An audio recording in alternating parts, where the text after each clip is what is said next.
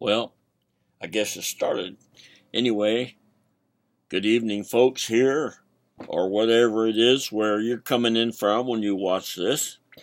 It's evening time for me, or late afternoon, just starting to get turn colors here. And I'm struggling with these teeth. I talk like I have something in my mouth, and I do. Something that's not, it's kind of foreign there, and it feels foreign, and I will never get used to it, I swear. So if I talk funny, that's just the way it is.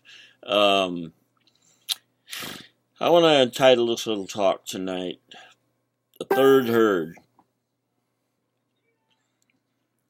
When I was in Vietnam in the 25th Infantry Division, I had a good group of guys, and, being the medic, you are treated well.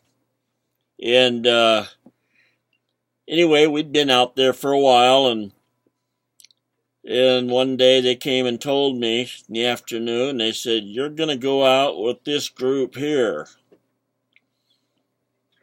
And because their medic was not getting paid, and so he went somewhere to try to get his pay straightened out. And they were going out. I forget what platoon it was, but they were called the Third Herd. Almost every time they went out, something happened. Somebody got bit by a snake, or, anyway, something happened. They got in a firefight or whatever. And one of my buddies came up to me. His name was Elliot. I don't remember, I don't imagine he's alive, because I don't think probably any of those guys got out of where we were alive. I was told I was lucky I got out when I did. Otherwise, I was there one day and I didn't even go out with them, and I lost all those men I talked about once. But anyway, he said, "Doc," he says, "you can't go," because I didn't pack a gun. And he says, "You can't go with these guys without a gun." And so he loaned me his M16 for the night. And it wasn't too long, and I started to understand why the Third Herd had so much trouble. When we go out on a patrol at night or something, you're out to patrol and be in a certain area in case of trouble. And this mission was going to require us to go through a great big old rice paddy, swampy area. And they didn't want to do that. It's in there. There's those chiggers and all those things that get on you, try to suck the blood out of you. And anyway, they didn't want to go through this. So we went around it, and we set up all our claymore mines and all that stuff, and our guards and stuff. And we weren't even where we were supposed to be. I had to take my nighttime as guard. And anyway, I was a little bit worried, because, what would happen if there was trouble in that area? It made me understand how come sometimes we hit our own men over there. I was very, very, very glad that night passed uneventful. I was glad to get back with my own group.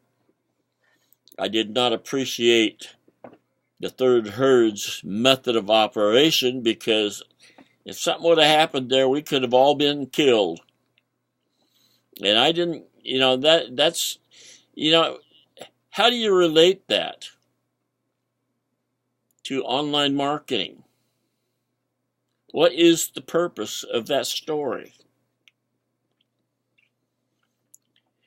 If we follow the directions and do everything like they say and take massive action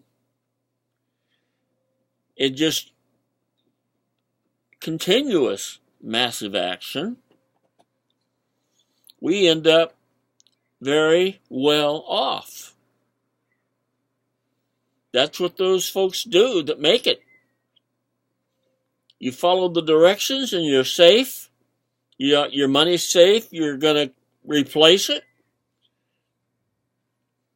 But there, if we didn't follow the directions, we were out of life maybe. And it's the same thing here in the sand. If you don't follow directions, if you don't take the massive action, you don't go anywhere. At least very profitably.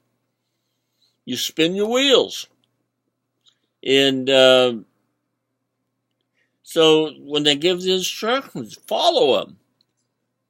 Why? I didn't follow it, and I'm way behind too because I didn't take action when I could have had a help.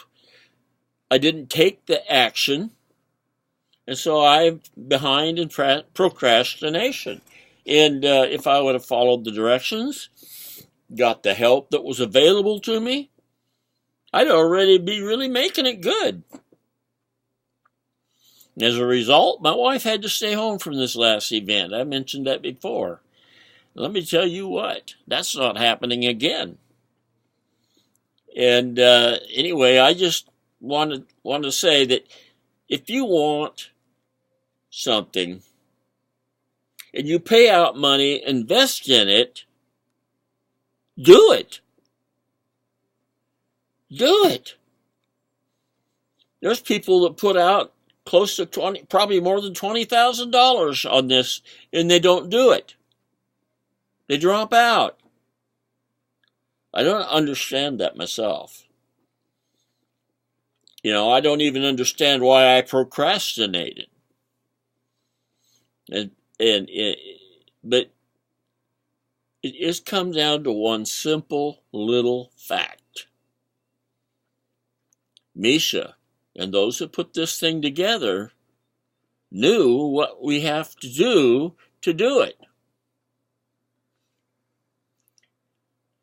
And I know you're not supposed to guarantee anything, but just as an if you do it, you're guaranteed to make it.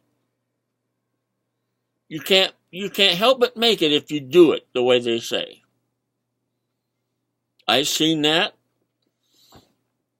And I'm going to do everything I can to fall in line of success. And I suggest that anybody else that is investing in this to do it. That's the only way you won't fail, is if you do it. If you don't do it, you fail. That's as simple as that. Anyway, that's it for tonight, folks. I'll get back with you again. I've been a little slack here trying to recuperate from that trip. I just can't get motivated, and I have to. Anyway, see y'all tomorrow.